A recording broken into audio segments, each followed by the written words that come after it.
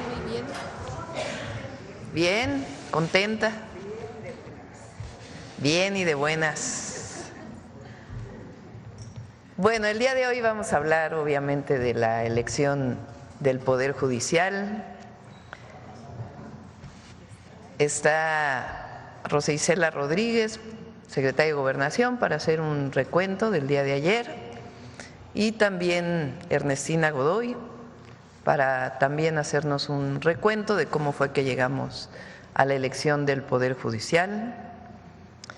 Y antes de ello, pues como es lunes, ¿quiénes quieren los precios? Con Iván Escalante, Procurador Federal del Consumidor, y al cierre del día de hoy, Humanismo Mexicano, con Diana Aurora Correa. Adelante, Rosa Isela. Primero Iván, perdón.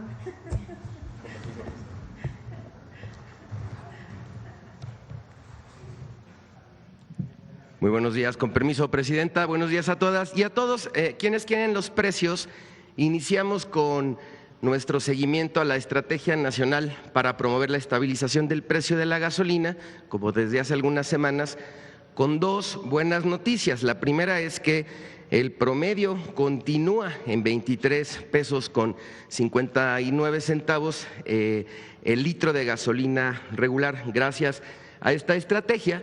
Y junto con el equipo hicimos algunos cruces de datos e hicimos un comparativo durante 10 años, de mayo de 2016 a mayo de 2025, de qué porcentaje del ingreso de las familias se destinaba a la adquisición de gasolina en aquel año 2016 y ahora cuánto se destina. Entonces, aquí hay dos factores importantes. Uno es el incremento sostenido del salario mínimo a partir de la llegada de la Cuarta Transformación, cómo ha ido incrementando, y también el tema de cuánto el precio de la gasolina ha ido teniendo no ha tenido movimientos importantes hacia el alza. Entonces, mientras que en mayo de 2016 se destinaba el 29.2% de nuestro presupuesto a la compra de gasolina, el día de hoy se destina únicamente el 13.7%. Es decir, si ganamos 1,000 pesos, en 2016 se destinaban 300 pesos para la compra de gasolina y mayo de 2025 solamente 130, 137 pesos. Adelante, por favor. Nuestro monitoreo que realizamos semana tras semana, encontramos las estaciones que venden a precios justos, 2319 esta estación de Pemex en la alcaldía Miguel Hidalgo, y aquí en cada una de las regiones, y cuánto tienen de margen de ganancia, que no excede en ningún caso los 2 pesos por litro. Le vamos a poner una palomita. Seguimos con los precios altos. Y quienes se vuelan la barda con los precios, no solamente por cómo venden, sino en el margen de ganancia, y encontramos esta estación de Terralite en Huachochi, Chihuahua, que vende el litro de gasolina regular en 25 pesos con 50 centavos, con un margen de ganancia de 3.29, y aquí las más caras de las regiones. A todas ellas les vamos a poner un tache. Continuamos con el seguimiento a la canasta básica, la más barata, 729 pesos con 70 en Bodega Aurrera Emilio Carranza, en Saltillo, Coahuila, le ponemos una palomita. Y la más cara, Walmart Interlomas en el Estado de México, 998 con 40, le ponemos un tache. Recordar que esto es una canasta básica de 24 productos que no debe de costar mucho más caro de 910 pesos. Adelante. 3 ciudades, Alcaldía Gustavo Madero en la Ciudad de México, la más barata, Bodega Aurrera, Ferrocarril Hidalgo, 837 pesos con 60 centavos, palomita.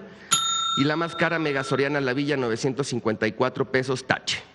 Tlaxcala, Walmart Parque Vértice, 788 con 60, la más barata, palomita. Y la más cara, Bodega Aurrera, 858 con 30, también le vamos a poner una palomita porque está por debajo de los 910. Y en Puebla, la más barata, Chedraui Upaep, 805 con 70, palomita. Y la más cara, Bodega Aurrera 11 Sur, 934 con 80, tache. Continuamos. Les hemos estado presentando los precios de muchos de los productos que integran esta canasta básica. Esta vez elegimos limón, el kilogramo está en precio promedio 36 pesos con 48 centavos y el mismo consejo que les damos desde hace algunas semanas. Hemos encontrado entre 20 y 25 pesos en donde se venden precios justos, la mayoría de ellos en mercados y en centrales de abasto. Vamos a ponerles una palomita, en este caso el mercado Filiberto Gómez en Tlalnepantla, precio en Tijuana y la central de abasto de Monterrey. Pero miren, encontramos también precios que incluso pueden ser mucho más del doble por el mismo producto, pero cambia porque son la mayoría de ellos establecimientos fijos o tiendas de autoservicio. Esta de Coyoacán, la sucursal Cantil de Bodega Aurrera, lo llegamos a encontrar en nuestro monitoreo, está en 54 pesos el kilo. Les vamos a poner un tache. Adelante. La Revista del Consumidor tiene un canal en YouTube. Aquí estamos recomendando cómo hacer una tecnología doméstica para realizar una crema de afeitar con productos e ingredientes que pueden adquirir de manera muy fácil y muy barato, y se tardan muy poco tiempo en poderlo hacer y lo pueden realizar incluso con la familia. Ahí está el código QR para que puedan consultar directamente nuestro video y el canal de YouTube de la Revista del Consumidor. Adelante. Finalizamos con los consejos Profeco de la semana. 1, presentamos información importante que demuestra que las familias mexicanas destinan mucho menos recursos de su presupuesto para la adquisición de gasolina. 2, el kilo de limón lo puedes adquirir mucho más barato en mercados locales y centrales de abasto. 3, elabora tus propios productos con nuestras tecnologías domésticas. Encuentra los tutoriales en el canal de YouTube Profeco TV, nuestras redes sociales, la página de internet, el número del consumidor. Muchas gracias, presidenta. Muy buenos días. Gracias, Iván. Rosy. Con su permiso, presidenta, muy buenos días tengan todas y todos ustedes. Esta mañana queremos informar sobre el proceso electoral de ayer domingo. Señalar que la elección del Poder Judicial se llevó a cabo en un ambiente de paz y tranquilidad a lo largo y ancho del territorio mexicano. Se trató de una elección ejemplar. Queremos reconocer a la ciudadanía por su participación histórica, que hizo de este inédito proceso un avance importante para la democracia mexicana. La ciudadanía se interesó, se puso a estudiar, hizo todo un ejercicio de revisión y con conocimiento y conciencia emitió sus sufragios.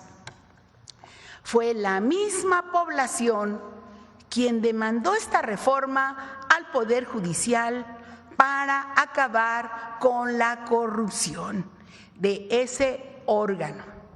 La afluencia registrada ayer en las urnas cumplió las expectativas. Fue un proceso innovador que generó interés entre los participantes.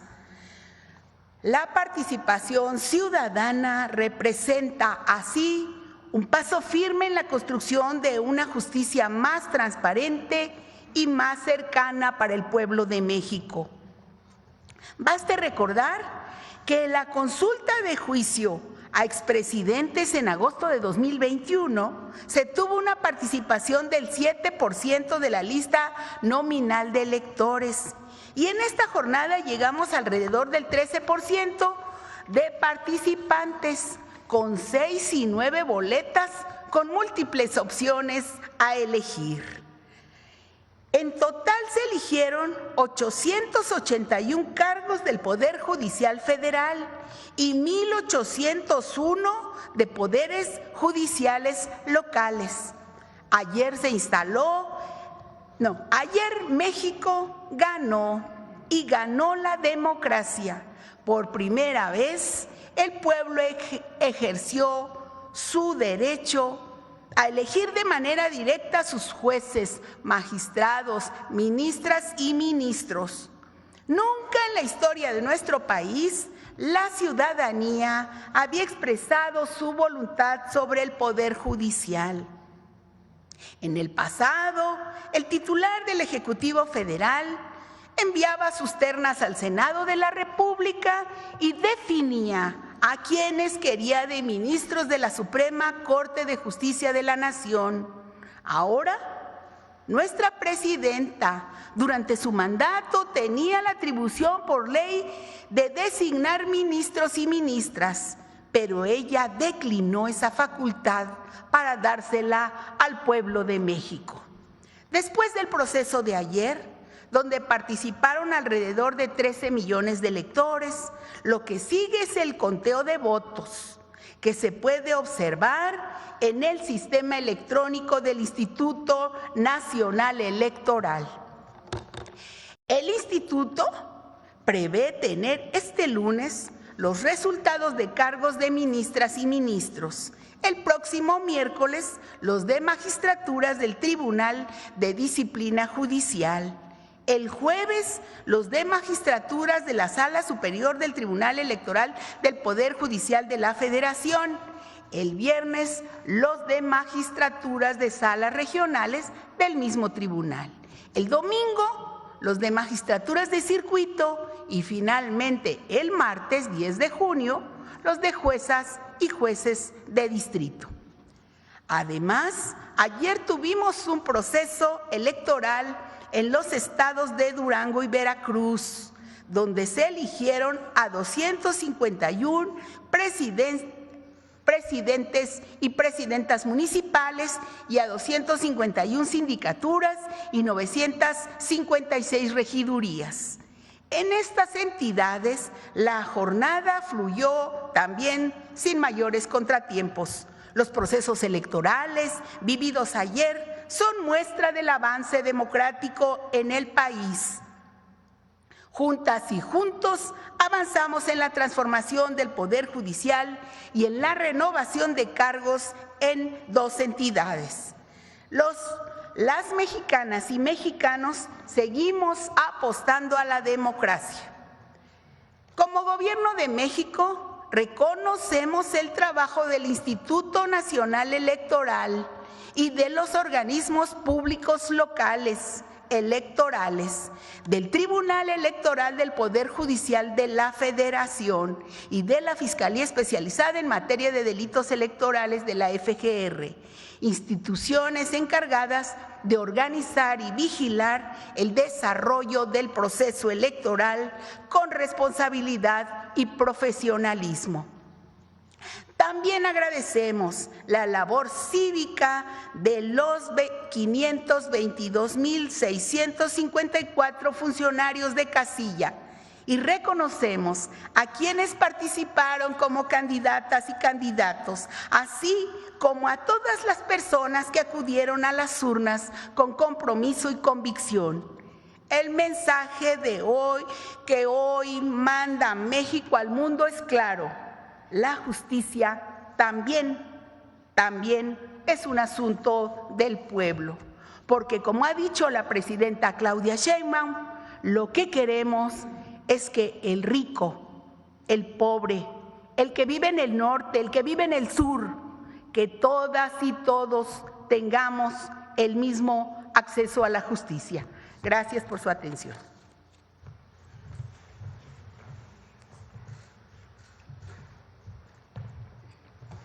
Con su permiso, Presidenta, buenos días.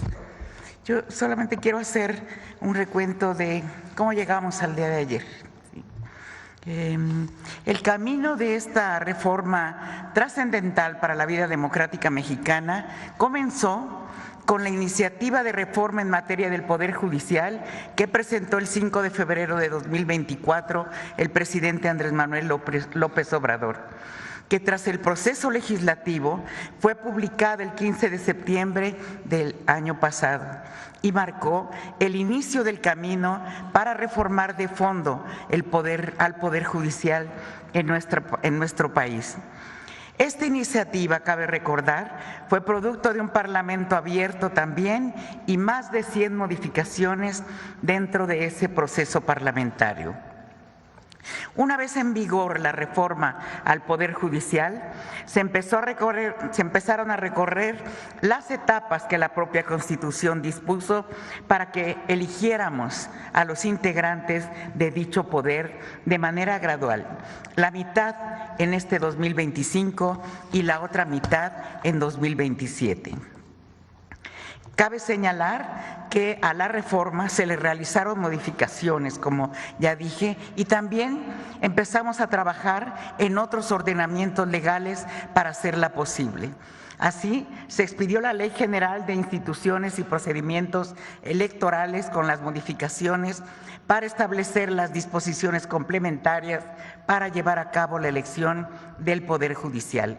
En este mismo sentido, se expidió la Ley Orgánica del Poder Judicial de la Federación, que regula la nueva forma de organización en pleno de la Suprema Corte de Justicia y de los demás órganos judiciales. Se establecieron las reglas para implementar un plan de trabajo para la transferencia necesaria. Asimismo, se emitió la Ley de la Carrera Judicial del Poder Judicial de la Federación, que sienta las bases para el desarrollo de la carrera judicial de las personas juzgadoras. Conforme a lo dispuesto en la reforma constitucional, se siguieron avanzando y llevando todas las etapas y se emitieron primero los poderes. Eligieron a un comité de evaluación cada uno de los tres poderes, que eligieron este comité con personalidades del mundo jurídico muy importante. Estos comités se dieron a la tarea de emitir convocatorias ya de manera puntual y de manera libre, poner los requisitos y establecer la metodología. Así trabajaron para elegir, para definir con mucha responsabilidad a las personas que participarían en un primer momento en la insaculación que hizo el Senado de una manera pública, abierta y transparente, para definir quiénes estarían en la boleta para ministros, para ministras de la Suprema Corte, magistrados y magistrados de la Sala Superior y regionales del Tribunal Electoral del Poder Judicial, magistradas y magistrados del Tribunal de Disciplina Judicial, magistradas y magistrados de circuito, así como juezas y jueces de distrito, que implicó la elección que llevamos ayer de 881 cargos. Solo quiero mencionar que también se realizaron elecciones en 19 entidades federativas. Las campañas para esta elección judicial se realizaron de manera pacífica. Las y los candidatos demostraron creatividad, innovación y cercanía para ganarse el voto del electorado. Esto nunca se había hecho de parte de una persona juzgadora. El actor principal de esta jornada de ayer fue el pueblo de México y la gran participación ciudadana. Me resta solamente felicitar y reconocer el trabajo de todos los funcionarios de casilla que participaron en este proceso electoral histórico y sin precedentes. Muchas gracias. Es todo, presidente. Bueno, pues esta es la información. Cerca de 13 millones de mexicanos y mexicanas participaron el día de ayer en la elección al Poder Judicial, más del doble de la participación en la votación del juicio a expresidentes. Y vamos antes de las preguntas, fíjense lo que dice el PRIAN. Es que hay que responder porque si no, imagínense. A ver lo que dice el presidente del... A ver, préstamela.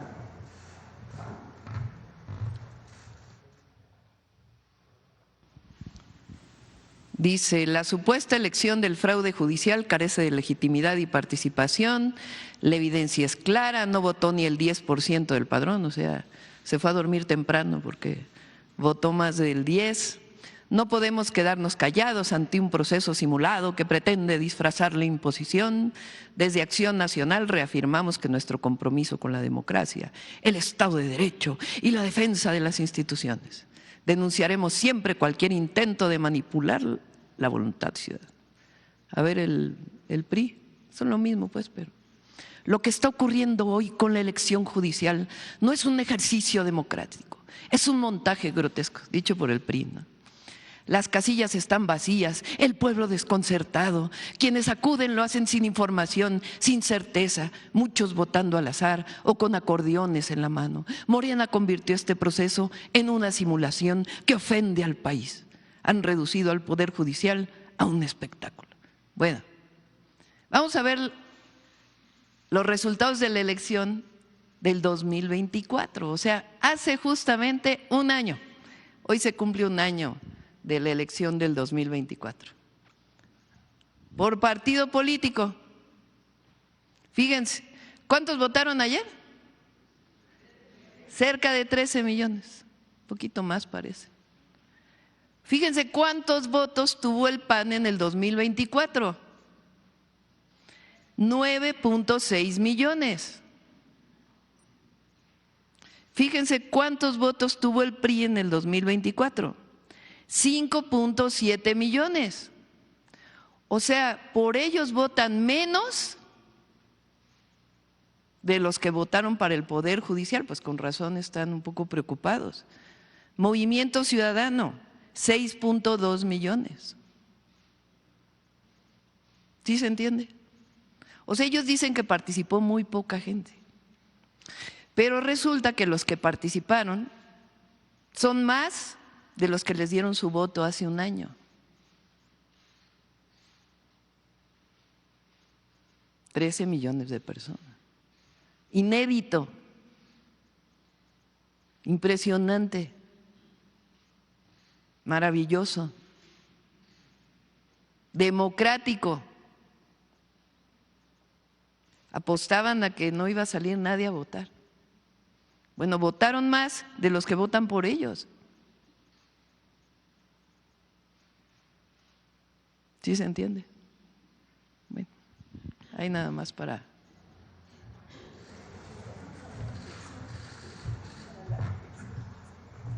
la reflexión, exacto. Carlos. Buenos días a todos y todos. Carlos Navarro, Heraldo Media Group. Presidenta, ¿cuáles son las conclusiones que saca después de esta primera elección judicial? ¿El porcentaje estaba en sus pronósticos? ¿Es el cálculo en el rango en el que andaba? Sí. En mi caso pensé, si vota el mismo número de personas que votaron para el primer ejercicio de consulta, que fue el de los expresidentes, pues es un muy buen resultado. Y resulta que votó el doble, 13 millones de personas que salieron a votar por el Poder Judicial. Ahora comparemos 128 senadores o las 2/3 partes de 128 senadores frente a 13 millones de personas. Entonces, por supuesto que es un éxito la elección. La gente salió a votar libremente y decidió por quién votar. Entonces, claro, los que defienden al actual Poder Judicial, que como lo mencioné ayer, pues ahora resulta que tenemos el mejor Poder Judicial del mundo. Y entonces, ¿quién explica? Fíjense, nada más en nuestro periodo, 169 personas de la delincuencia organizada han tenido cambios de medida, y entre ellos muchas liberaciones.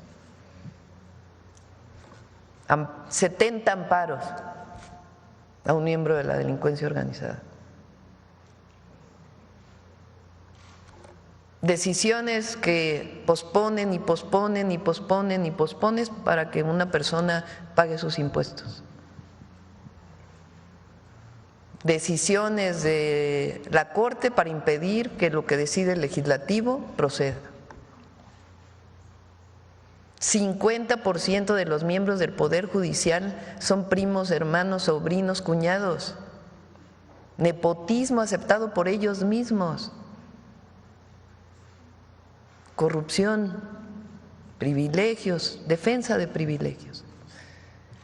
Ahora, después de un proceso, porque parece además, ayer veía un comentarista de Estados Unidos que decía, es que votaron después de grandes campañas. No, fueron campañas austeras, muy austeras, esencialmente en redes sociales y algo en territorio, pero fueron campañas muy austeras después de un proceso de selección. Porque como bien dice Ernestina, no se nos debe olvidar que hubo una convocatoria amplia. Después hubo comisiones formadas por el Ejecutivo, el Legislativo y el Judicial, por reconocidos juristas. Esas personas evaluaron currículums, vieron si cumplían primero lo que decía la Constitución y segundo, una revisión de quiénes eran más idóneos para participar de acuerdo a su historia profesional.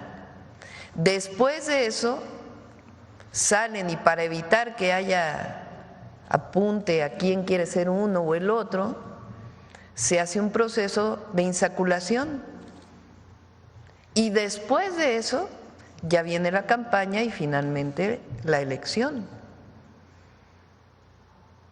Entonces no es que cualquier persona sin una revisión participó, hubo comisiones.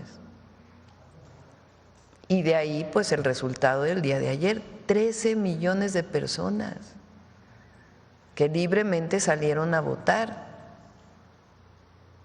más del doble de los que votan por el PRI, más de los que votan por el PAN. Entonces, pues claro que es un éxito el ejercicio del día de ayer. Todo proceso es perfectible, Presidenta. ¿Qué ajustes le harían a una elección judicial próxima? Pues ya habría que revisarlo en su momento. Yo creo que fue un muy buen ejercicio, participación, mucha participación, libre.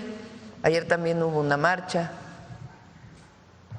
convocada por, pues no sé, porque no sabemos muy bien quién la convocó, pero o a distintas organizaciones también libremente participaron, porque dicen que hay autoritarismo, ¿no? O sea, el mismo día de la elección hay una marcha en contra de la elección y no, libremente pueden ejercer su derecho a manifestarse.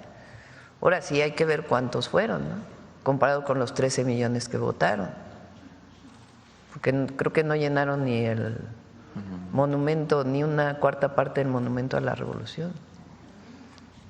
Entonces, libertad, porque hay quien propaga la libertad sin responsabilidad, ¿no? La libertad conlleva responsabilidad. Y ayer pues fue una votación muy buena, responsable, y felicidades a todas y a todos. ¿Qué opinión le merece la reaparición del expresidente Andrés Manuel López Obrador justamente votando? Pues nos dio mucho gusto verlo. No sabíamos que iba a salir a votar. Agradezco mucho sus palabras, muy emotivas y pues de mucho agradecimiento. Salió a ejercer su derecho al voto, ya nos anunció que ya viene su libro, así que muy bien, contenta pues por verlo, se ve muy bien, muy bien. Y la gente le dio mucho gusto, ¿no? Porque había quien decía, ¿verdad? De veras, se me había olvidado, porque salió uno ahí en las redes, de que no sé qué día, el día que fui a visitar a Rosa Isela Gobernación, que había ido a ver al presidente López Obrador allá al sótano de Gobernación, que cuando saliera, ¿no? Decía ahí un comentarista, sí, lo hay que decirlo, que la gente no lo iba a vapulear, que nadie lo iba a reconocer. Yo vi que la gente estaba muy contenta de verlo. Entonces, está en Palenque escribiendo un libro y salió a votar, a ejercer su derecho ciudadano. Nos dio mucho gusto. Presidenta, se cumple justamente un año de su victoria en la elección presidencial. ¿Cómo le ha cambiado la vida a usted en un año y cómo piensa que sus políticas le van a cambiar la vida a los mexicanos? Vamos muy bien, muy bien. Ayer decía en el discurso del 1 de junio ahí en la Marina que algunos datos, bueno, vean el peso hoy, por cierto, muy bien el peso, no pasó nada con la reforma que decían que tanto iba a pasar.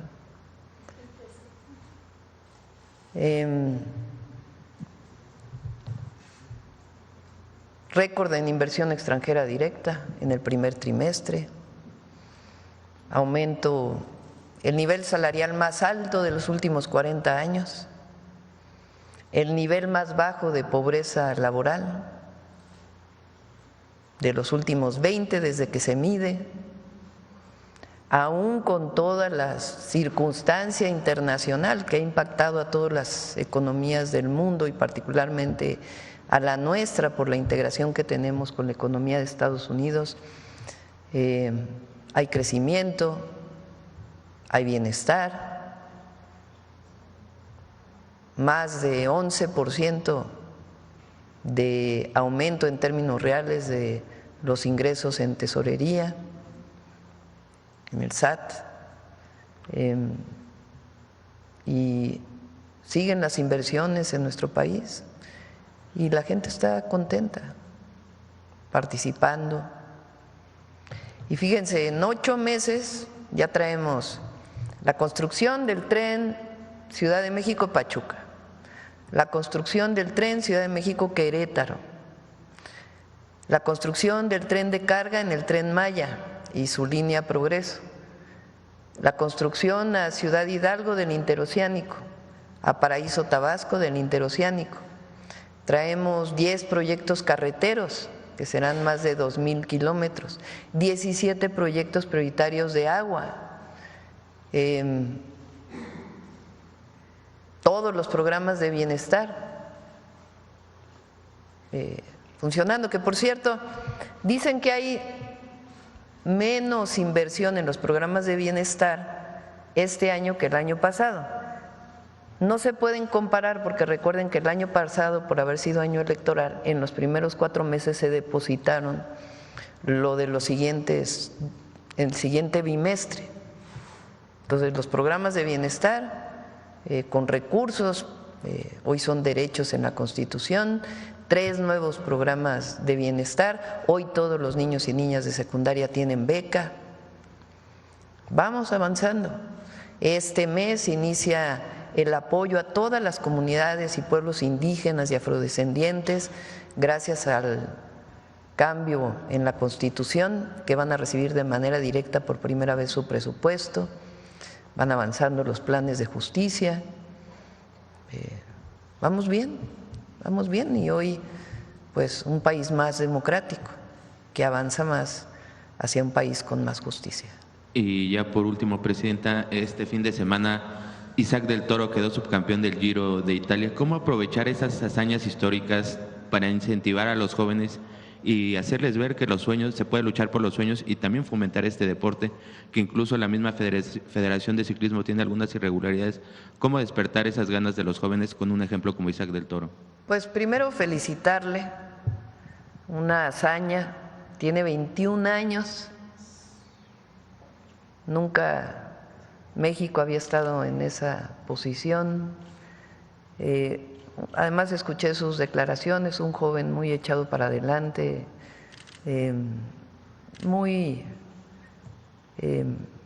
mucho ejemplo a los jóvenes de México, a las jóvenes de México. Y sí, estamos trabajando para impulsar el deporte en muchos sentidos, desde el deporte social, que es de donde tienen que surgir los semilleros, para el deporte profesional y olímpico. Entonces, muchas felicidades a Isaac del Toro. Muchas gracias, buen día a todas y todos. Muy bien, acá. Gracias, buenos días. Yufel Carolina de Código Libre. Presidenta, ¿qué información nos da? ¿Cuál fue el acuerdo que se llegó con la CENTE? ¿Qué novedades hay hasta hoy? Ya vimos que varias carpas se están levantando, muchos se mantienen también. ¿Qué nos dice?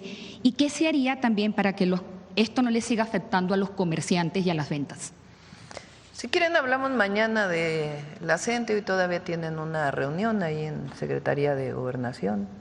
Entonces, mañana hablamos de eso, si quieren, y hoy vamos a hablar del día de ayer, de la elección al Poder Judicial. Y de este día de ayer, haciendo un énfasis, como comentó mi compañero, en esta ley que se puede hacer para el 2027, ¿qué más se puede hacer? Porque a pesar de todo, hubo mucha gente que aún desconocía por quién votar, por dónde seguir. ¿Qué se puede hacer para el 2027? Más participación del extranjero, los acordeones. ¿Qué se puede adelantar para eso? Todo es perfectible. Además hay que recordar que el Instituto Nacional Electoral, el propio tribunal, dijo que obviamente se podía llevar los apuntes cuando ibas a votar, pues eran muchas boletas y la gente había estudiado previamente pues por quién iba a ejercer su voto y pues llevaba apuntes para poder hacer más rápida su ejercicio de votación. Y eso el INE y el tribunal dijo, pues está bien, no hay ningún problema. Y sí, todo es perfectible, es la primera elección, todo es perfectible y del día de ayer pues se sacarán las conclusiones para poder mejorar al 2027. Pero fue un gran ejercicio y mucha gente participó. En otro tema, no con esto, ¿qué información ha tenido debido a que la Fiscalía General de la República está queriendo aplicar un decreto por la presunta enajenación irregular en terrenos de Santa Fe, un decreto del porfiriato, lo que ha generado preocupación entre los vecinos y propietarios que considera que se trata de la propiedad privada? ¿Qué sabe usted de esto? Alguna vez lo vi cuando fui jefa de gobierno con el fiscal. Pues tiene sus particularidades, pero hay que decir que está salvaguardada la propiedad de todas las personas, que no hay ningún problema en ese sentido. Y por último, la Fiscalía de Justicia de Tamaulipas confirmó el jueves los 5 cuerpos encontrados en Reynosa que pertenecen al grupo fugitivo, pero, Presidenta, los padres y familiares de ellos se están pronunciando porque apenas sus huellas y las pruebas que hicieron fue después que dijeron que eran de ellos. Ellos quieren pronunciarse, quieren que esto lo lleve la Fiscalía General de la República. ¿Cómo se dijeron de que eran de esos 5 del grupo cuando ni siquiera se habían hecho las pruebas y quieren respuesta, pues, los familiares? Sí, es la Fiscalía del Estado, ¿no?, quien está llevando el caso. Y pues si es necesario le pedimos a la Comisión de Víctimas que pueda entrar en contacto con los familiares para, si hay algún problema, atenderles. Gracias. Buenos días, Presidenta. José Manuel Fuentes, de Capital 21, corazón de la capital. En primer lugar, me gustaría preguntarle un poco más sobre esta marcha que ayer se hizo, porque llama la atención varias cosas. Una de ellas es que hablaron de que van a impugnar la elección por lo de la participación, y también se quejaron mucho los que participaron porque no había muchos jóvenes. Estaban incluso diciendo que los jóvenes estaban participando en la elección y no estaban en la marcha. Esa fue la queja que había en la marcha. Entonces, preguntarle también sobre esta participación de los jóvenes en la elección y que en la marcha pues realmente no estuvieron participando los jóvenes. Y esa fue la queja de los que estuvieron marchando en contra de la elección judicial. Participaron de todas las edades en la elección del día de ayer, jóvenes. Pues, en realidad estuvimos viendo las redes sociales, las fotografías que salían. Creo que hubo encuestas de salida, a lo mejor ahí se puede ver si de varias empresas, incluso el propio INE, entonces se podría ver qué edades tienen los que asistieron a votar el día de ayer. Fue un ejercicio inédito y el pueblo respondió muy bien, muy bien. Es extraordinario lo que vive nuestro país. Y claro, hay quien no está de acuerdo, pero pues así como que mucha capacidad de movilización pues no se mostró. Hay que ver quienes participaron, mucho enojo. Por eso yo les decía, yoga, tranquilos, no pasa nada, nada. Esta campaña de que vamos al autoritarismo y que ahora la presidenta va a tener mucho poder porque ella va a controlar al Poder Judicial. Es lo que decimos, a ver, si el objetivo hubiera sido controlar al Poder Judicial, ¿para qué hacemos una elección? Si el objetivo hubiera sido controlar el Poder Judicial, pues hubiéramos hecho una reforma como la de Zedillo, que quitó a todos los que había, puso a los nuevos y él los nombró. Entonces, ¿para qué tanto lío de hacer una elección popular? No, lo que queremos es que haya justicia, que todo el pueblo de México tenga acceso a la justicia. Y ahora las y los jueces, magistrados, ministros, pues le responden al pueblo, no a la presidenta, al pueblo. Porque ahora resulta que siempre fue autónomo el Poder Judicial en las épocas del PRI. No nombraban los presidentes, no le hablaba el presidente el presidente de la Corte para decirle qué tenía que hacer. ¿Qué pasó en el desafuero cuando Fox era presidente? Entonces, es muy bueno lo que está pasando en México, muy bueno. Y no hay nada que temer. México es un país libre, democrático. Eso no va a cambiar. Nada va a cambiar. Más que el acceso a la justicia con la elección de ayer. Nada de que vamos a Venezuela y a Nicaragua y a todas estas cosas que un régimen autoritario. Ayer invitó la presidenta del INE a una reunión sobre seguridad a personas de las Fuerzas Armadas a que estuvieran presentes en la reunión, invitados por la presidenta del INE para que conocieran. No, bueno, ya el ejército se está apoderando del INE, terrible. Era una reunión de seguridad. Entonces, México va hacia adelante, es extraordinario lo que está pasando. Y sobre, bueno, también este tema, antes de la elección, en redes sociales también se criticó mucho de esta reunión que sostuvo la presidenta de la Suprema Corte, Norma Piña, con una comitiva de la Organización de los Estados Americanos. ¿Qué opinión le merece pues esto que estuvo circulando en redes sociales y esta foto en donde está la presidenta de la Suprema Corte?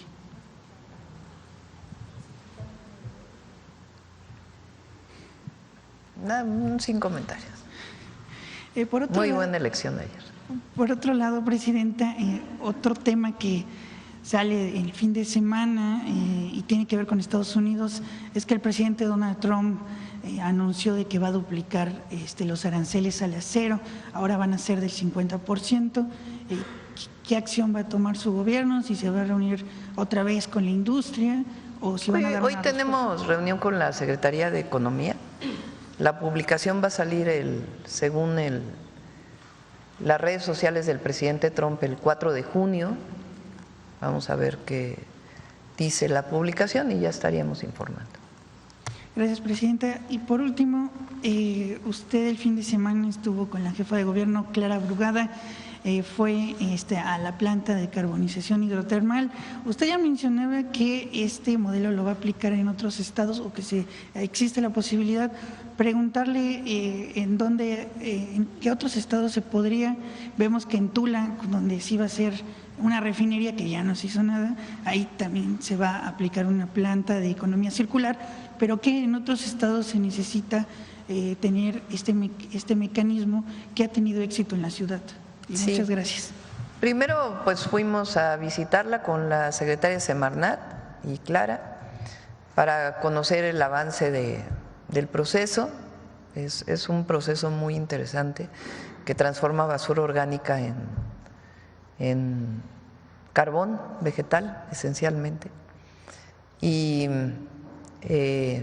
nuestra idea es seguir apoyando a la ciudad para que se amplíe el procesamiento de basura en la Ciudad de México. pero no solo en la Ciudad de México, sino en otros lugares. Para ello, en particular en Tula, vamos a hacer el Polo de Bienestar de Tula tiene como temática la economía circular. ¿Qué es la economía circular? Pues en vez de que la basura se deseche, que entre de nuevo al proceso para poderla utilizar. Entonces ahí va a haber varias plantas para poder reciclar la basura, vamos a decirlo así, y poder producir tanto productos como energía que permitan utilizarla. Entonces vimos los procesos y estamos ya en planeación y en unos cuantos meses ya vamos a poder informar. Ya sale la licitación del Parque de Economía Circular de Tula y ya también para hablar con la población de cómo se va a desarrollar, porque son procesos limpios, no son procesos que generen contaminación. Gracias. Muchas gracias, presidenta. Disculpe que estoy un poquito ronca. Eli, del canal de Eli TV Oficial en YouTube. Mi pregunta, presidenta, es: el día de ayer tuve la oportunidad de acudir a la marcha a documentar, y es verdad lo que usted dice, se notaba mucho odio, mucho rencor, mucha impotencia, porque pues no podían lograr sus metas, lo que ellos quieren lograr, ¿no? Incluso pues hacían el llamado de no ir a votar. No sé qué tanto efecto tuvieron, pero estaban muy molestos. Incluso en la marcha estuve preguntándoles acerca de qué pensaban de la reaparición del presidente Andrés Manuel López Obrador, y estaban completamente fuera de lugar. Incluso llegaron a decir que no era AMLO, que era un holograma. De hecho, sacaron muchas notas diciendo que estas imágenes que se convirtieron virales del presidente fueron hechas a través de inteligencia artificial. Todavía no lo pueden creer que AMLO apareció a votar. ¿Cuál sería su opinión al respecto, presidenta? Pues fíjense, hacen un llamado a no votar. Por cierto, vale la pena decir, porque el dirigente del PAN sale hace unos días llamando a no votar y sus gobernadores salieron a votar. O sea, así como que mucha coordinación tampoco hay, ¿verdad? Entonces, pues muestra en qué situación está la oposición. O sea, nos responsabilizan de su situación de desorganización, de baja votación. Pues no, lo que pasa es que México cambió y el pueblo de México hoy tiene otra conciencia, otro nivel de participación política y no quiere que regrese el régimen de corrupción y privilegios. Y están empoderados. Se devolvió la dignidad al pueblo y su derecho a participar. ¿Por qué no puede participar el pueblo en la elección de un juez, del Poder Judicial, después de un proceso de selección que hubo? ¿Cuál es el argumento de que no participe el pueblo de México en la decisión de quién quiere que sea ministro o ministra? Porque dicen es que ya no va a haber contrapesos. No, ese es su argumento. Bueno, ¿por qué no participaron en la elección? ¿Por qué no tuvieron sus candidatos? Recuerden que el Poder Judicial primero puso candidatos y luego se retiró del proceso. ¿Por qué no pusieron candidatos o candidatas? ¿Por qué no llamaron a la gente a votar por sus candidatos o candidatas? Entonces, tienen derecho, no, pero aquí debatimos sobre política y la participación de la oposición. Bueno, vean los oradores de la marcha de ayer. Entonces, lo que más gusto da, más felicidad es la participación de la gente. Y eso habla de lo que he dicho. Y les molesta, les enoja. México es el país más democrático del mundo, aunque a ellos no les guste. Entonces, quieren convencer al pueblo de algo distinto, pues trabajen para que puedan tener una opción distinta, si es que dicen que nosotros somos una mala opción para el país. Entonces, que trabajen, que informen, pero este odio, pues lo único que provoca es rechazo, porque lleva mucho de clasismo, de racismo, mucho. Pero México ha cambiado muchísimo, muchísimo. Y claro que hay que seguir avanzando, pero el ejercicio de ayer es algo extraordinario y es un ejemplo al mundo. Hablando del ejercicio de ayer, Presidenta, como usted sabe, yo viví muchos años en Estados Unidos, de hecho desde mi niñez, y ahorita hay mucho gusto por querer participar en la democracia de México. Muchos de los paisanos se lamentaron el hecho de que el INE no los pudiera incluir en esta gran histórica elección. ¿Cuáles serían las probabilidades de que usted pudiera poner una iniciativa de que para el 27 se pudieran incluir los paisanos en las próximas votaciones? Es que no se necesita una iniciativa, yo creo que de una vez debería prepararse el INE para que los paisanos y paisanas participaran de mejor manera en cualquier elección, porque es lleva muchos trámites. Nuestros paisanos allá dicen que son los consulados, pero en realidad los consulados solo ponen el espacio. Quien organiza la inscripción es el INE. Entonces, de una vez que el INE pues empiece a revisar cómo mejorar la participación de las paisanas y los paisanos en Estados Unidos y en otros lados del mundo para la elección del 2027, que va a ser también una elección muy importante, pues son gubernaturas, presidencias municipales, diputados locales, federales y también la segunda parte del Poder Judicial. Y ya por último, Presidenta, dos cosas para ver si pudiera aclarar. En redes sociales estuvo rodando un video cuando usted fue a hacer su voto junto con su esposo y donde pues usted aparentemente le dice a alguno de los camarógrafos que sí, no lo grabara. Eran los compañeros de Sepropía. Si pudiera entonces, aclarar porque como parecía... estaba la cámara de este lado, les dije, a ver, pues el voto es secreto, hay que mover la cámara, esencialmente. Es que ya la estaban poniendo como tirana. Sí, que yo… Y que es normal que utilicen un acordeón porque criticaron mucho el hecho de que… de que mi esposo sacó su teléfono, pues ahí llevaba su ejercicio de por quién iba a votar. ¿Cuál es el problema? Es que cualquier, de veras es mucho enojo, odio, porque usan algo menor como… lo engrandecen y le meten bots y bots y bots, porque no son, algunos de ellos pues son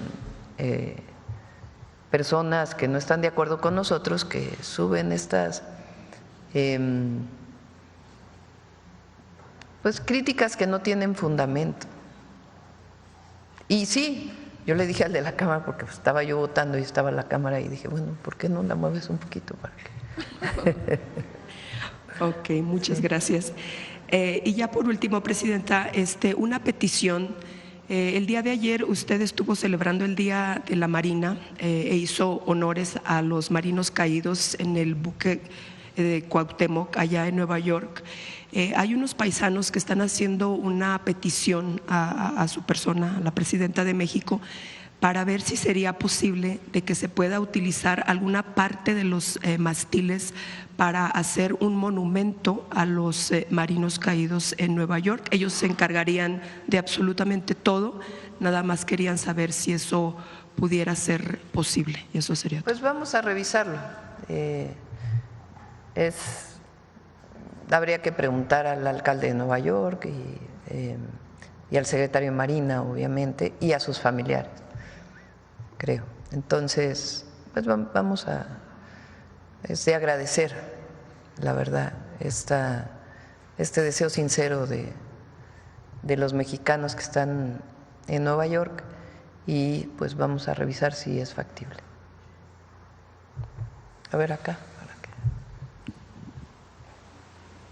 Gracias, presidenta. Adela Escobar, de Proceso. Precisamente le iba a preguntar justo sobre este ejercicio que, bueno, pues a usted ayer la veíamos aquí enfrente de Palacio Nacional.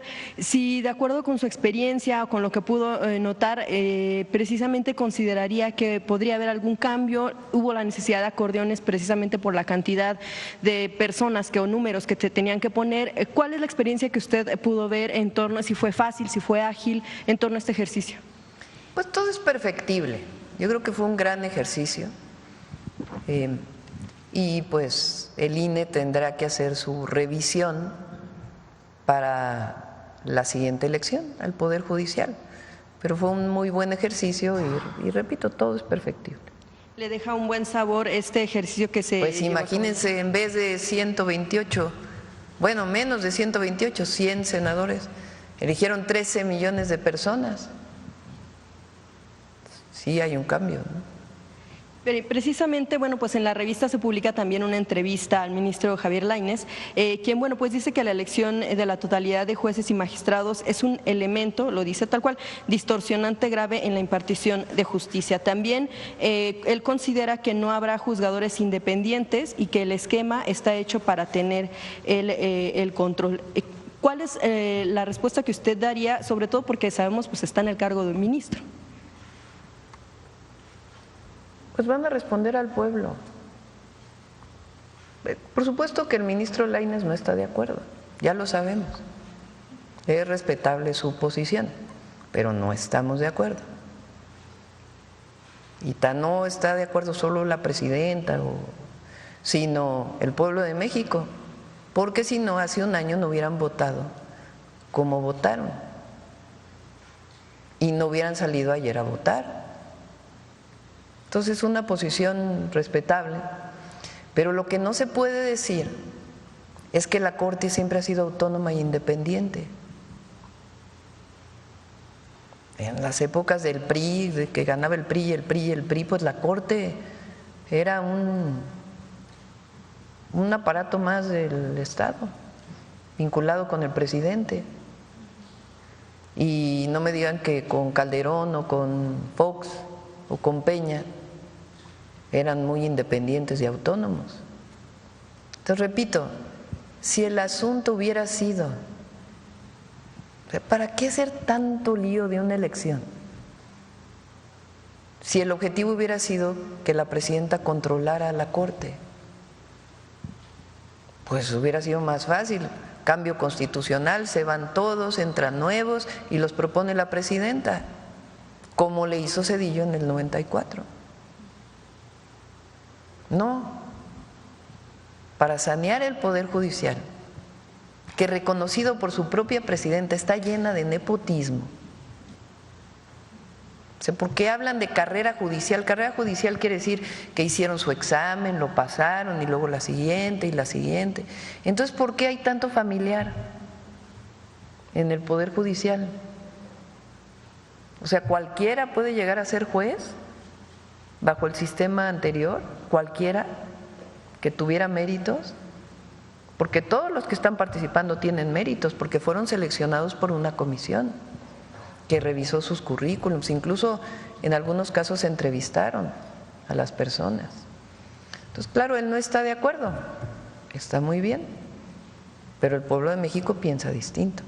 Un poco con lo que acaba de mencionar, él también lo que considera es que cuando se trate de un tema importante, que así considere, por ejemplo, el Ejecutivo, y daba el ejemplo de la anterior administración del expresidente Andrés Manuel López Obrador, que será difícil resistir el embate desde el Ejecutivo Federal y que incluso este tipo de falta de certidumbre que él apunta podría llevar a que no llegue ni siquiera la inversión a México, parte de las declaraciones que da. No.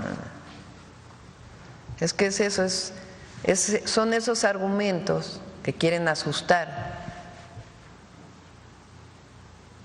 Eso tienen ¿Por qué un ministro de la Corte dice eso? Que al revés debería estar llamando a que se invierta en nuestro país, no decir, oigan, tengan cuidado, no inviertan en México. La verdad, miren el peso el día de hoy. A todos los inversionistas en México va a haber más justicia, va a haber más acceso a la justicia, va a ser más expedita. No van a tener que estar soltando cantidades de dinero para tener la resolución. Pero también los que menos tienen también van a tener acceso a la justicia. Es el objetivo de la reforma. Nadie por encima de la ley. Bien, Presidenta, gracias. En otro tema, el asunto lamentable del asesinato de funcionarios de la Jefatura de Gobierno hace unos días de la Ciudad de México, saber cuáles son los avances que le ha compartido el gabinete y que se han compartido, por supuesto, en el gabinete con esta coordinación que tiene desde la Secretaría Federal e incluso otras instancias. Van avanzando y ya habrá el momento para que puedan dar la información. Si en algún momento, solo para en este tema, para concluir este asunto, si en algún momento le han hablado de elementos que descarten, por ejemplo, la participación de un grupo criminal por cuestión de venganzas, o si el origen tiene que ver con elementos de una carga más política.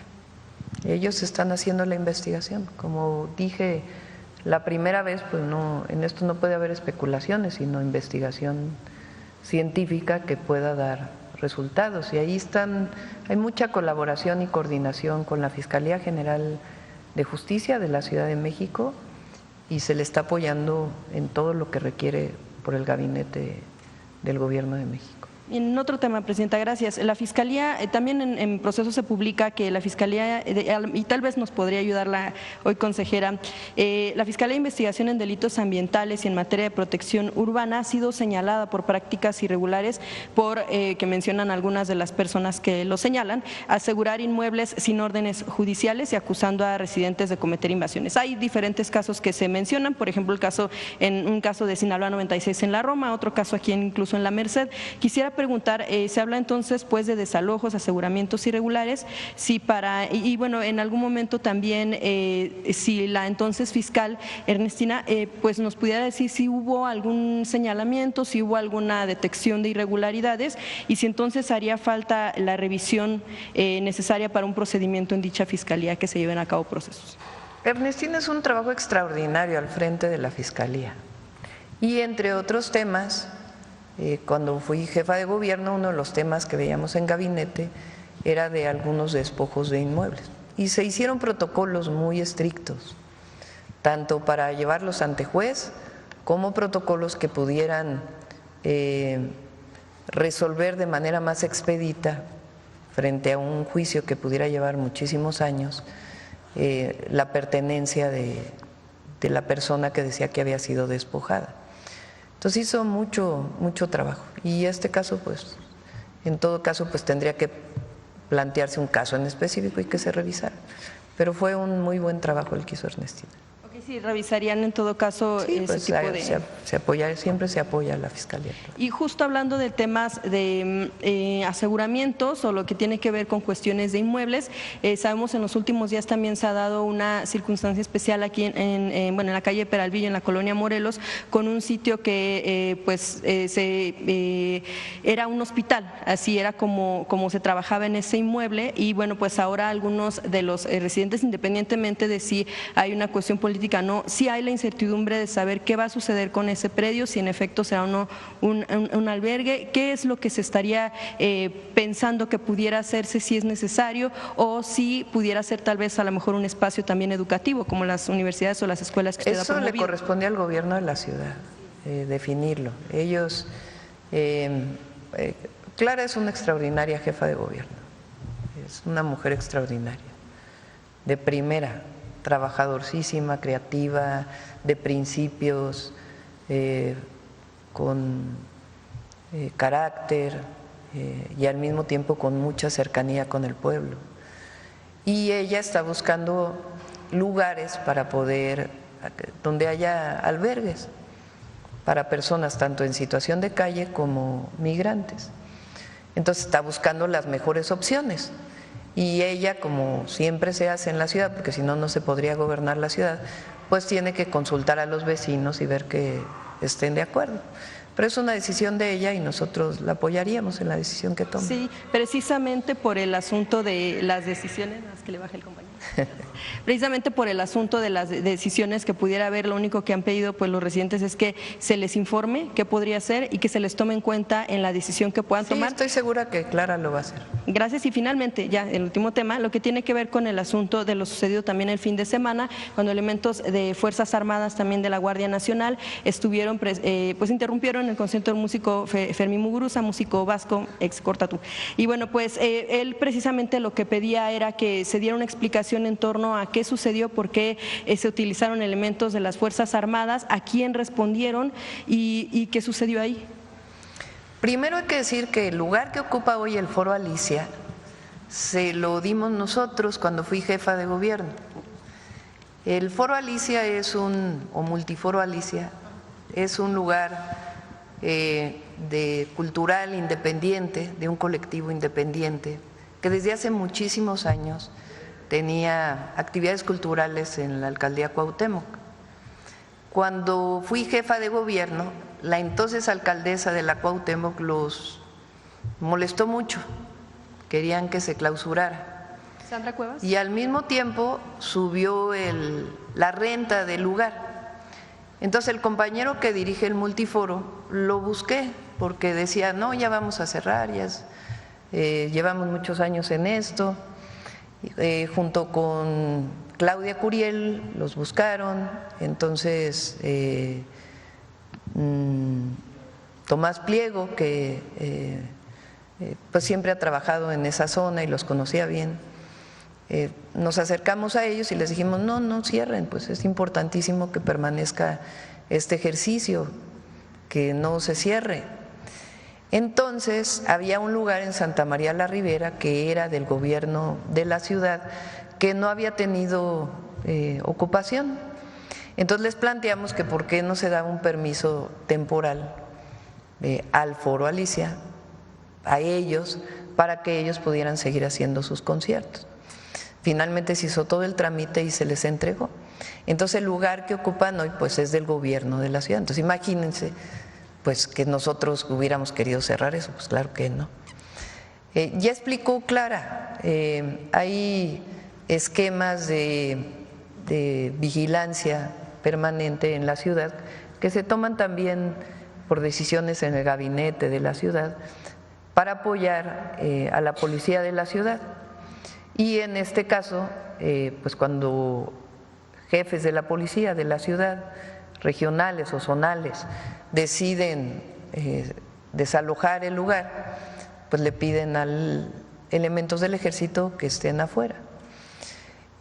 A partir de eso se va a revisar todo el protocolo de la ciudad. Hoy estuvo Clara en el gabinete, como viene todos los lunes, se va a reunir con el general secretario para que se pueda definir en qué operativos participa el ejército, en qué operativos pues no debe participar.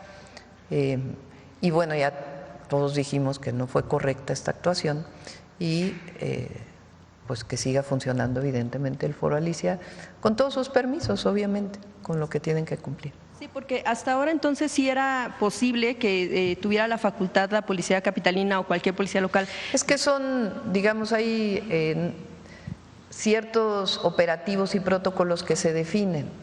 Entonces se define pues patrullaje conjunto de las fuerzas federales con la policía de la ciudad y a partir de ahí pues se toman decisiones en el propio operativo.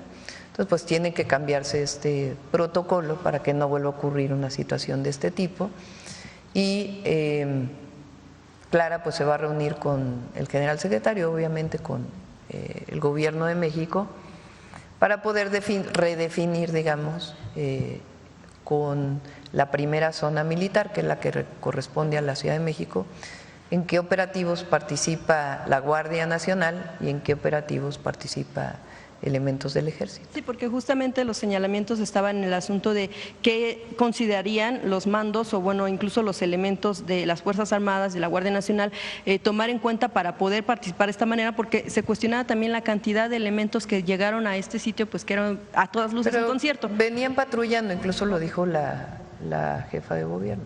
Entonces, frente a una decisión que toman, pues el ejército apoya poniéndose afuera y no es el papel del ejército ese. Entonces, por eso se va a revisar todo el protocolo. Gracias, presidenta. Y, por supuesto, nuestro apoyo al Foro Alicia y lo que realiza, como siempre lo hemos hecho. Adelante. Gracias.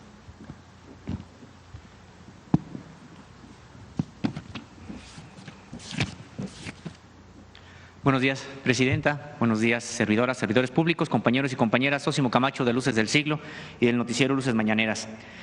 Pues el día de ayer ha ocurrido una jornada histórica, precisamente porque por primera vez en mucho tiempo se está renovando al Poder Judicial con elecciones de carácter popular. Aquí, presidenta, en algún otro momento le he comentado acerca de que, bueno, pues es un avance muy importante lo que tiene que ver con el sistema de impartición de justicia, pero será muy importante también reformar el sistema de procuración de justicia, precisamente para que la propia población pueda acceder a una justicia de carácter integral. Y también falta sanear corporaciones policíacas, porque hay muchos casos que se replican en distintas partes de la República y desde hace mucho tiempo, donde policías prácticamente generan culpables y terminan por saturar hasta las cárceles mexicanas con personas que no tendrían por qué estar tras las rejas. Hoy quiero ejemplificarle con un caso que publicamos precisamente en Luces del Siglo, el de Ángel David Pedrosa Sánchez, quien fue detenido el 4 de marzo de 2024 por policías de la Ciudad de México, y la detención se hizo en el Estado de México, fuera de la jurisdicción, y en ese momento trasladaron a él y a sus acompañantes, los trasladaron hacia la Ciudad de México para fingir que había ocurrido la detención en la Ciudad de México.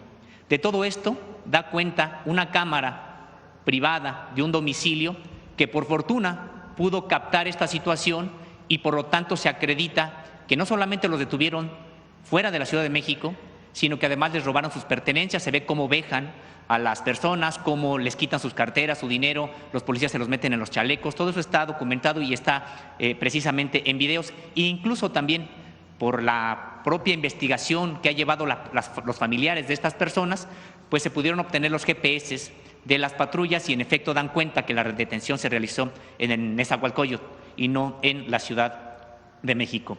En ese sentido, pues recordarle también que en este caso vendieron los policías las fotografías a un medio de comunicación de esta detención, hicieron pasar a estas personas como si fueran los grandes secuestradores, etcétera, cuando pues eran personas que no tenían, de acuerdo con estas evidencias, pues ningún tipo de actividad de carácter delictivo.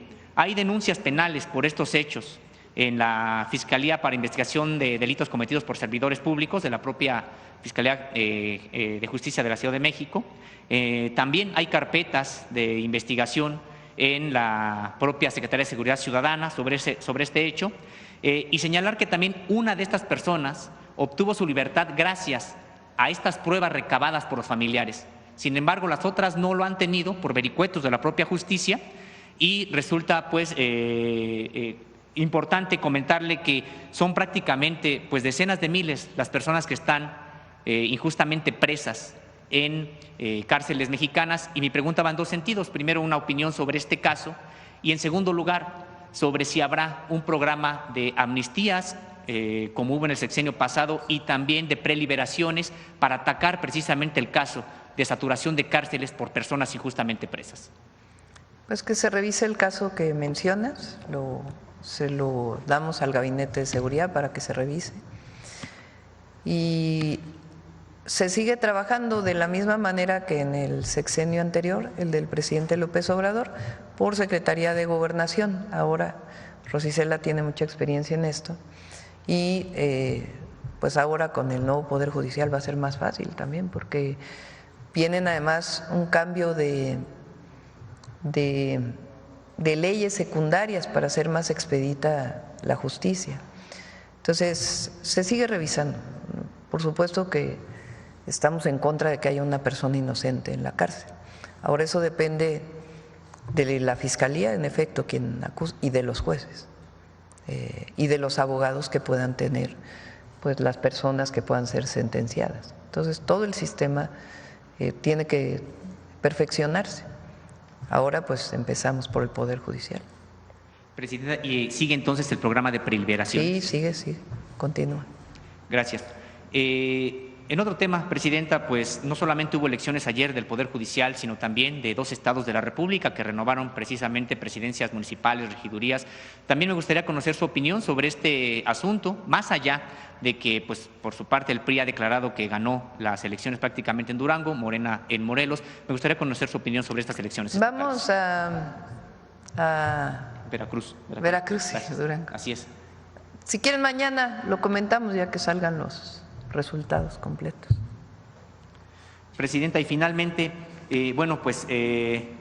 usted ha impulsado una conducta ética del ejercicio público y ha enviado una carta a la militancia de Morena para que se conduzcan con coherencia, es decir, con austeridad, honestidad y desterrar también las prácticas de derroche de recursos y también de gastos innecesarios.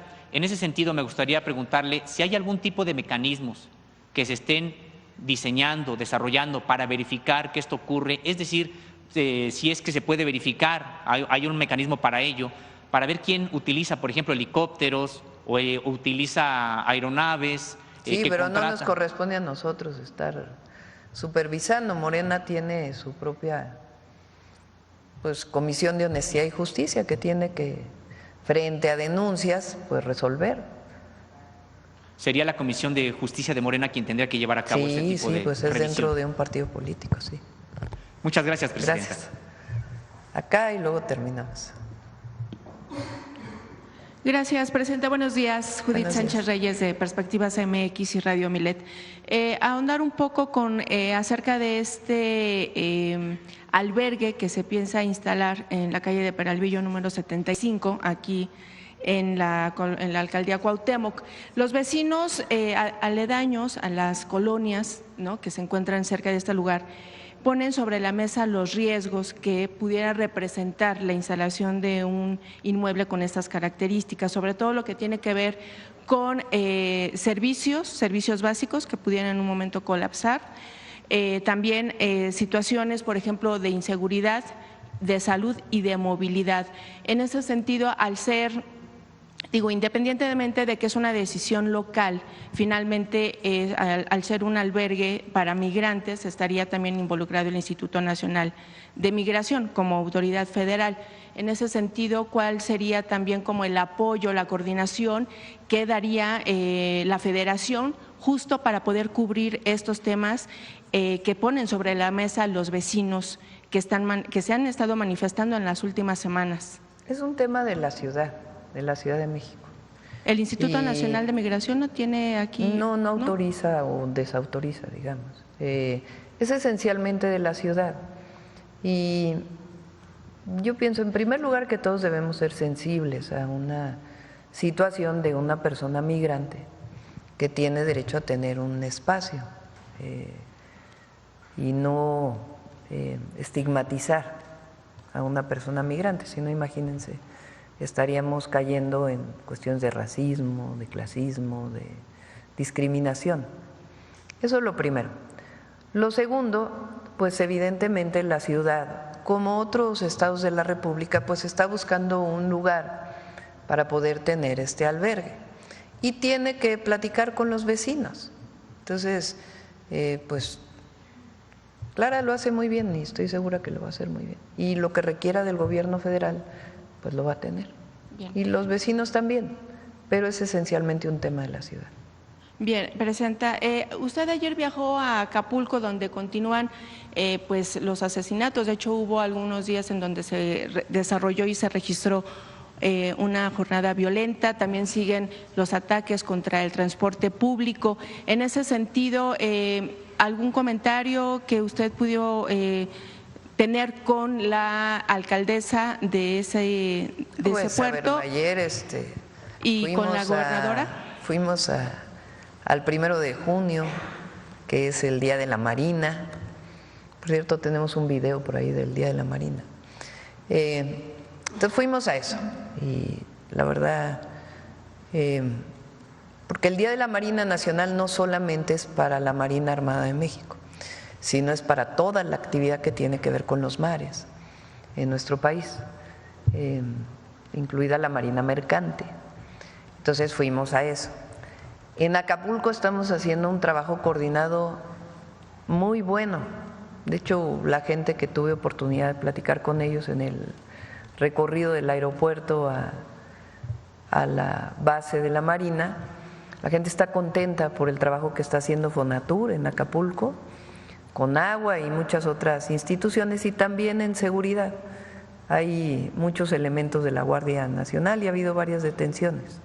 Entonces, ya si quieres el día que venga el Gabinete de Seguridad ya puedes plantearle alguno de los temas. Pero vamos avanzando también en Acapulco. Sobre todo tomando en cuenta, Presidenta, que justo estos actos o hechos violentos pudieran en un momento dado mermar, impactar la cuestión del turismo, tomando en cuenta que ya si Acapulco cada vez tiene más turismo, se ve muy bonito Acapulco. Los invito a que vayan a Acapulco, a que la verdad la costera está preciosa. No, está muy bien Acapulco y muchísimo turismo, muchísimo. Ahora pues fuimos más temprano, pero la última vez que estuvimos ahí, no recuerdo el día, salimos ya más tarde y llenos los restaurantes, muchísimo turismo, todos los edificios que fueron dañados por el Otis, todos están en rehabilitación, algunos ya totalmente rehabilitados. El Hotel Elcano, por ejemplo, que estaba todavía pendiente su rehabilitación, ya hubo un grupo empresarial que decidió adquirirlo y ponerse a trabajar. Muy buen trabajo está haciendo ahí la Secretaría de Turismo, el Gobierno del Estado y la Presidenta Municipal, con mucha coordinación. En otro tema, Presidenta, tomando en cuenta que se avecinan eventos deportivos nacionales e internacionales en los que participarán nuestros atletas y tras la confirmación de que la ex titular de la CONADE está bajo investigaciones en curso, tanto en la Auditoría Superior de la Federación y el órgano interno de control de la misma comisión por desvíos de recursos, preguntar si presupuestalmente está garantizado el apoyo a los deportistas en todas las disciplinas y cuál sería su postura frente a estas investigaciones de la administración. Que yo sepa, pasada. No está bajo investigación. Lo confirmó el actual titular de la CONADE. Sí, pero no está bajo investigación. Lo que hay, como siempre, es que cuando hay un nuevo año, se deciden las auditorías de los años anteriores, tanto de la Auditoría Superior de la Federación como en su caso de la Secretaría que hoy se llama de Anticorrupción y Buen Gobierno. Entonces se hacen las auditorías. Si se encuentran observaciones, tiene tiempo la titular o los titulares de las entidades para responder a esas observaciones. Y después de eso todavía hay una segunda fase, digamos, de este proceso, pero no está bajo investigación, sino sencillamente pues el trabajo que hace la Auditoría de la Federación con todas las entidades del Gobierno de México o estados de la República o municipios que utilicen recursos federales. Bueno, Presidenta, de hecho, en el sexenio pasado, aquí en Palacio Nacional, en su momento, cuando era titular de la Unidad de Investigación de la UIF, Santiago Nieto, aseguró y confirmó que había denuncias en contra justamente de la titular de la CONADE.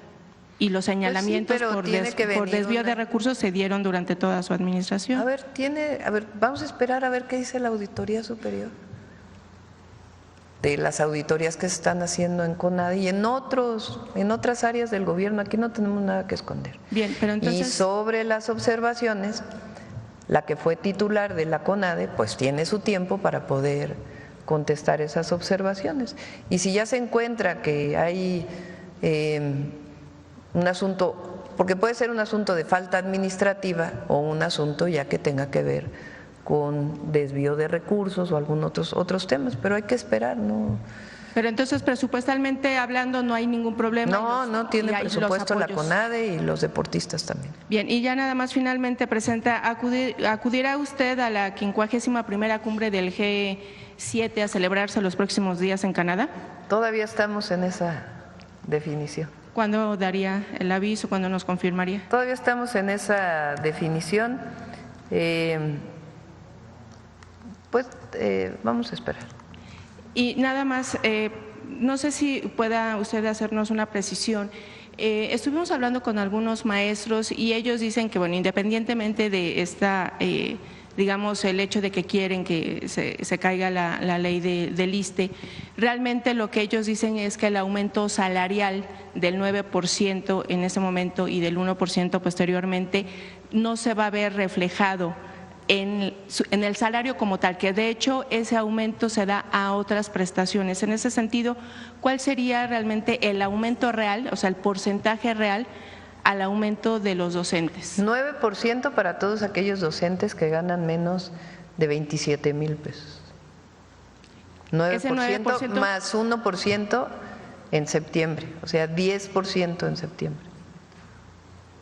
¿Y eso a los que ganan más de 27,000 pesos es menor, pero eso es algo que se hace normalmente. Entonces, esa idea… O sea, para que los que menos ganan, pues ganen más. ¿Esa información que algunos maestros tienen es entonces errónea? Pues tiene que ver con el salario directo y las prestaciones, pero en términos de su ingreso en su cheque de quincenal es el 9% para todos aquellos que ganan menos de 27,000 pesos. Y por cierto, eso de los 27,000 pesos incluye a todos los trabajadores del Estado. Entonces, ¿es el 9% bruto al salario? Sí, es ingreso directo. Bien, gracias, presidente. Gracias. La última pregunta de hoy.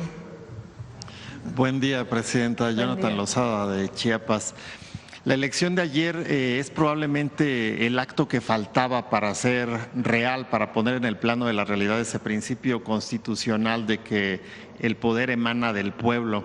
Una elección que se llevó a cabo en paz, que tuvo una amplia participación y que también es parte de un proceso largo que inició con el expresidente Andrés Manuel López Obrador, con una primera propuesta que llevó un plan B a un plan C, a una serie de circunstancias complicadas, difíciles y que finalmente se llevó a cabo.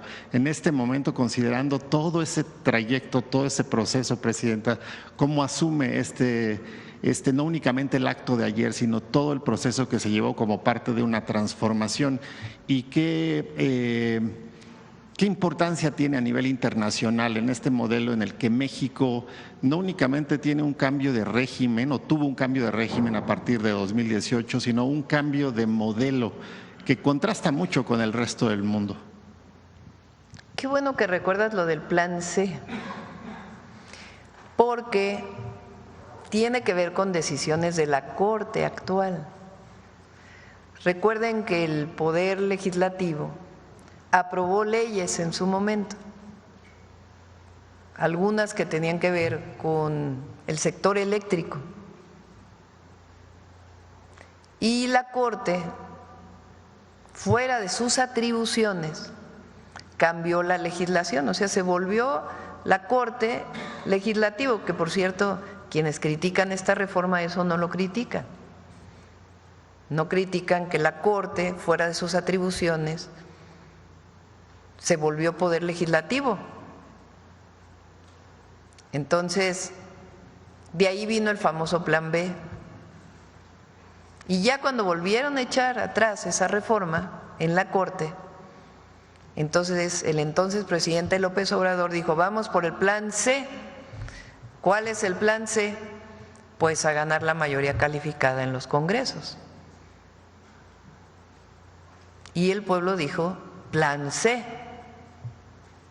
En aquel entonces dijeron, es que el tribunal está votando con la sobrerepresentación de Morena y de los partidos aliados, el Verde y el PT. Pues no, se demostró paso por paso que lo que dice la Ley de Procedimientos Electorales se cumplió como se había cumplido en el 2015, en el 2012, en el 2018, tal cual. Y sí, se ganó la mayoría calificada. Y al ganar la mayoría calificada, pues entonces cambió la Constitución. Y una de las reformas constitucionales fue la del Poder Judicial. Muy profunda, sí, muy profunda. ¿Qué objetivo? Que el pueblo decida.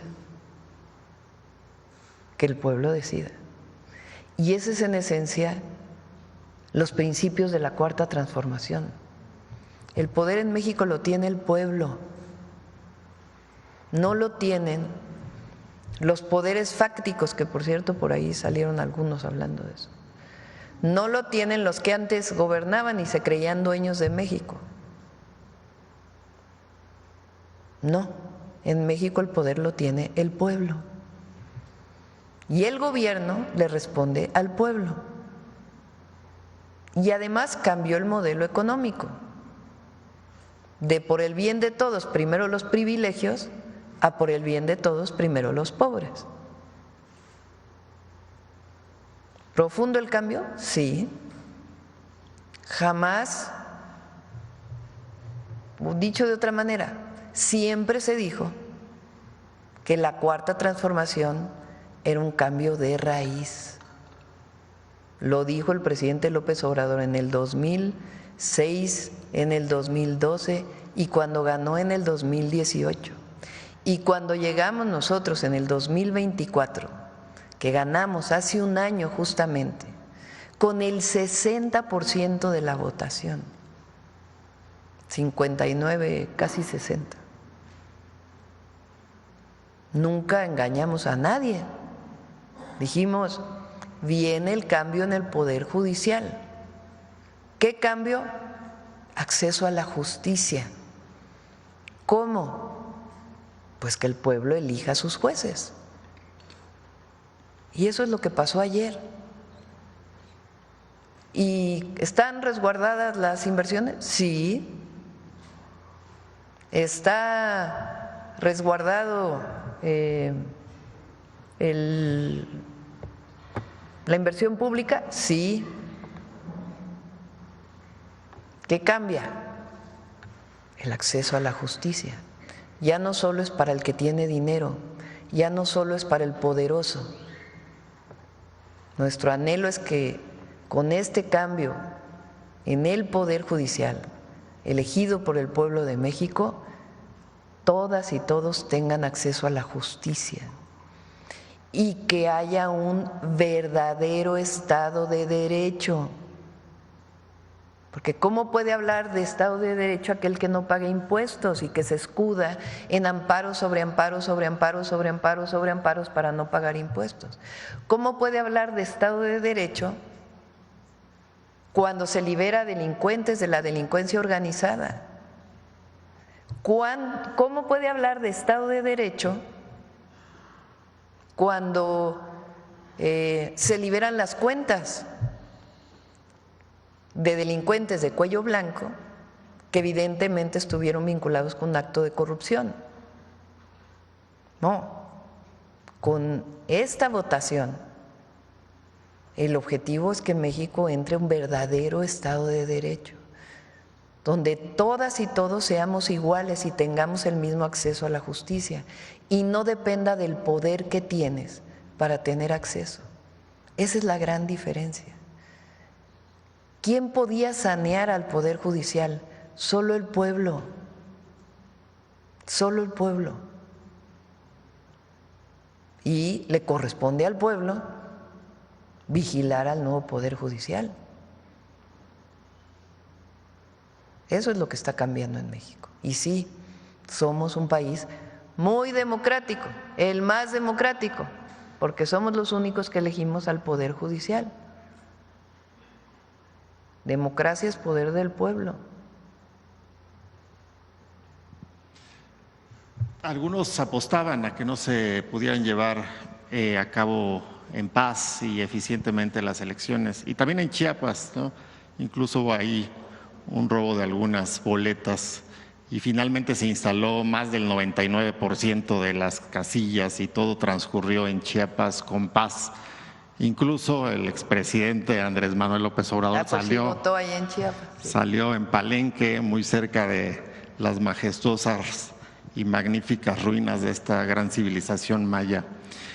Y como lo recordó usted, pues habló también, entre otras cosas, ya lo mencionó mi compañero hace un rato y usted agradeció pues lo que él ha comentado, que México tiene a la mejor presidenta del mundo.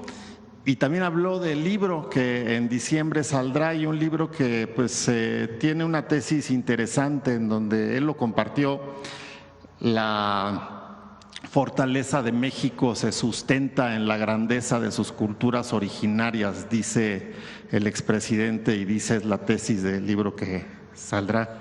Quiero preguntarle, Presidenta, ¿usted coincide con ello? ¿Cuáles son sus pensamientos en torno a esta fortaleza y a las culturas de México?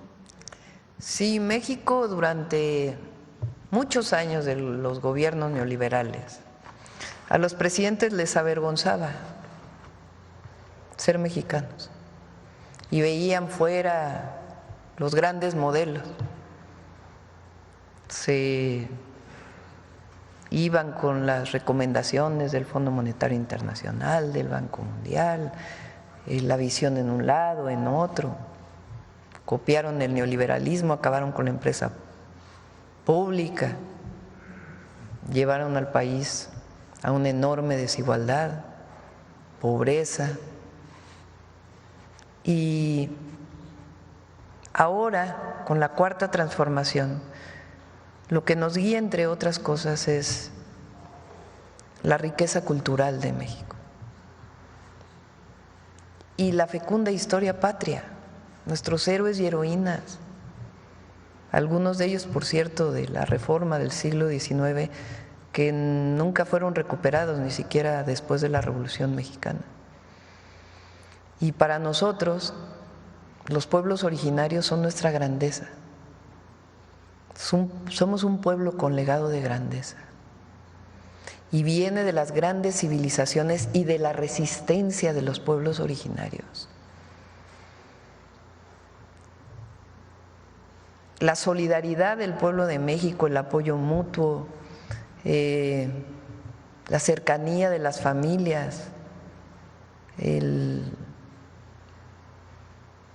la laboriosidad, la inteligencia, la cultura, la diversidad cultural, pues viene de ahí. Y esa es nuestra grandeza, esa es la diferencia. Nosotros estamos orgullosos y orgullosas de ser mexicanos. Y en nuestra historia encontramos la salida. En ningún otro lado. Claro que se ve a los ejemplos y otras cosas que han ocurrido en otros lugares del mundo, pero creemos en México, en nuestra historia y en nuestros pueblos, o en los pueblos. Entonces, el presidente López Obrador, en su libro Gracias, y lo dijo por primera vez en aquella marcha histórica del 2022 de 1 millón de personas que salimos a acompañarlo, en aquel momento puso sobre la mesa, por decirlo así, dijo en su discurso, que proponía que lo que nos guiara fuera un pensamiento que le llamó el humanismo mexicano. En el libro Gracias viene un capítulo dedicado al humanismo mexicano y ahí habla de los dos grandes pilares. El primero, la grandeza cultural, los pueblos originarios, las grandes civilizaciones. Y el segundo, pues de la independencia hasta la fecha, nuestra historia política, por decir así.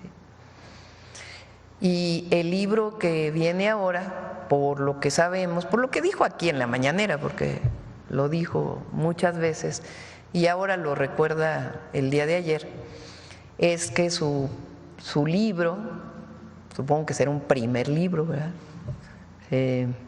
Pues tiene que ver con la grandeza cultural de México.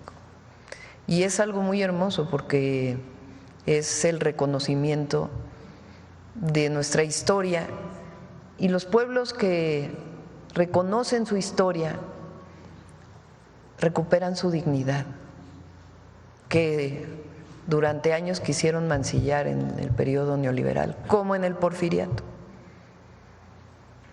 Y esa dignidad es lo que hoy tiene el pueblo de México con la Cuarta Transformación. Eso es lo que les molesta tanto a algunos, que el pueblo decida, pero eso es lo que nos da orgullo a nosotros.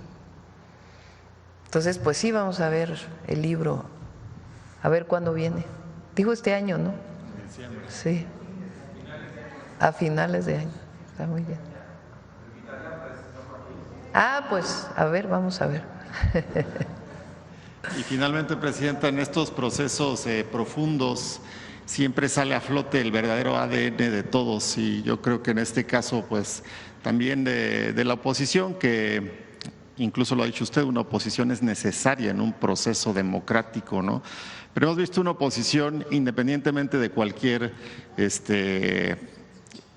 opinión o ideología personal, es una oposición vil, es una oposición muy baja, es una oposición muy mentirosa, ¿no? Y desgraciadamente en un proceso democrático eso no abona. Sería muy diferente tener una oposición defendiendo lo que cree, lo que considera que es mejor, probablemente un capitalismo extremo, etcétera, o no sé, pero con argumentos claros y específicos y alejados de la corrupción. En México no está. En México hay un líder del cártel inmobiliario en el PAN y otros tantos personajes también de muy cuestionada reputación. ¿No se merecería México una mejor oposición en estos procesos? ¿No se merecería una oposición más a la altura? Nada más una última pregunta esa. Pues lo que tienen que ser es muy claros con el pueblo de México de cuál es su proyecto. Fíjense, durante la elección, la que fue la candidata del PRI decía, y en todos lados, que ella estaba a favor de los programas de bienestar, de los programas sociales. Termina la elección y 15 días después, el entonces presidente del Partido Conservador dice: no, hubiéramos dicho la verdad, nosotros no estamos a favor de los programas sociales.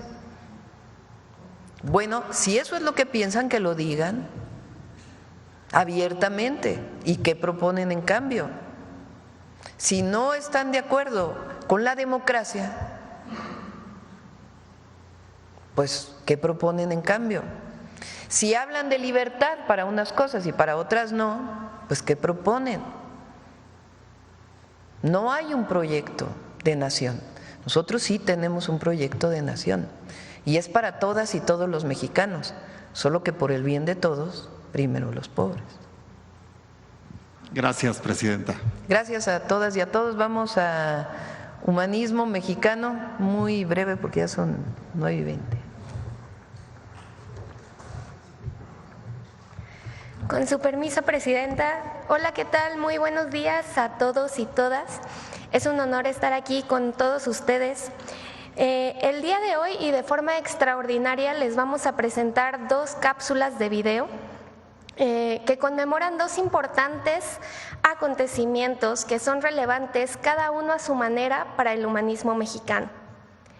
En primer lugar, y en el marco del Día de la Marina que se celebró ayer, 1 de junio, recordaremos los antecedentes e importancia histórica del sector naval y de la propia Marina, que precisamente en junio, pero de 1917, se consolidó como una institución 100% mexicana, al aplicarse el artículo 32 de la por entonces recién promulgada Constitución mexicana, que por primera vez establecía que para pertenecer a la Marina Nacional y desempeñar cualquier cargo en ella se requería ser mexicano de nacimiento. Eso por una parte.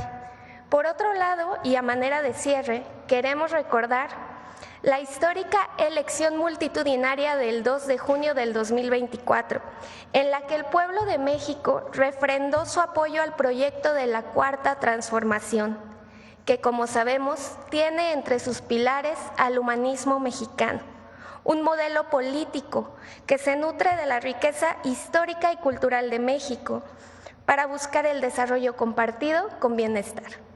Veamos los videos, por favor.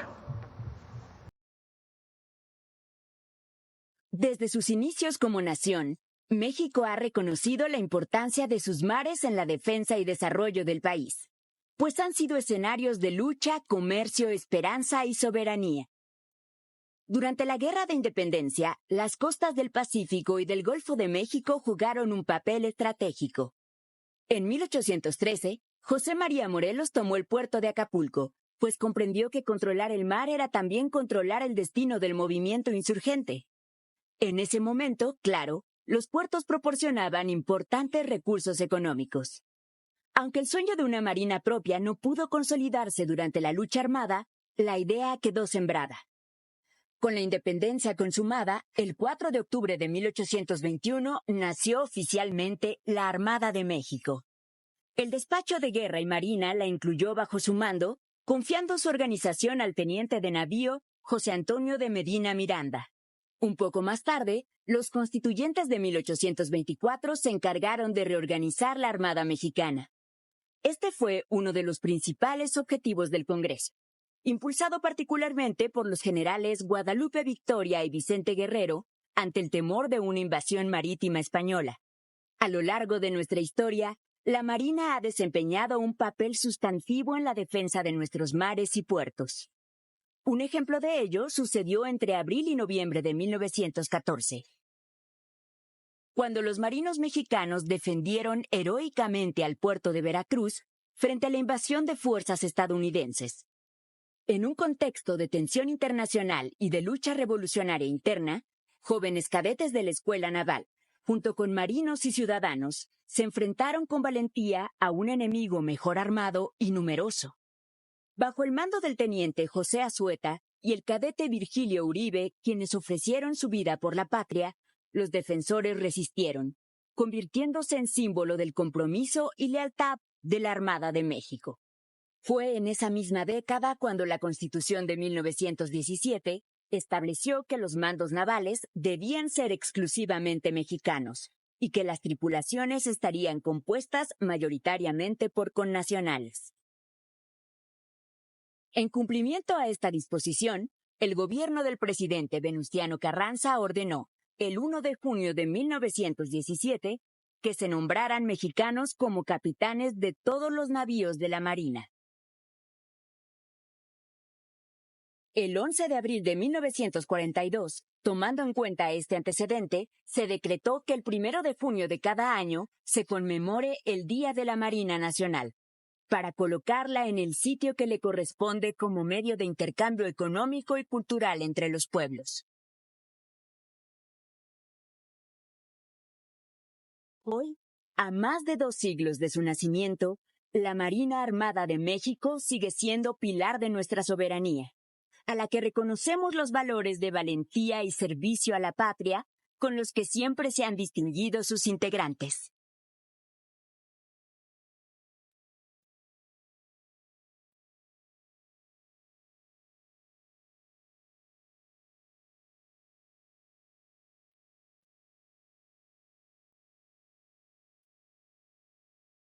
El 2 de junio de 2024, las y los mexicanos refrendamos nuestro compromiso con la transformación de la vida pública de México.